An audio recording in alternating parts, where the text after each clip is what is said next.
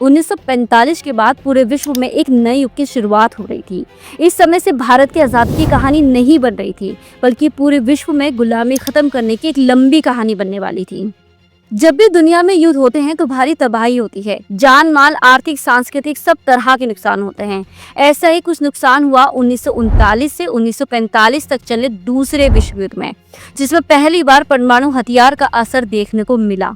जब 1945 के बाद जापान तबाह हो गया, तब कई देशों को लगा कि इस तरह तो हमारी दुनिया ही खत्म हो जाएगी, और सारे विकसित देशों ने डिसाइड किया कि तीसरा विश्व युद्ध नहीं होना चाहिए। जिसे रोकने के लिए 1945 में सबकी रजामंदी से यूनाइटेड नेशन यानी कि अंतर्राष्ट्रीय संगठन का गठन किया गया, जिसका काम था दुनिया में शांति सुरक्षा बनाए रखना और सबसे इम्पोर्टेंट तीसरे विश्व युद्ध को रोकना। यूनाइटेड नेशन ने शुरुआत उपनिवेशवाद को खत्म करने से की और ताकतवर देशों पर यह दबाव डाला कि सबसे पहले वो अपने गुलाम देशों को आजाद करेंगे और एक नई शुरुआत करेंगे।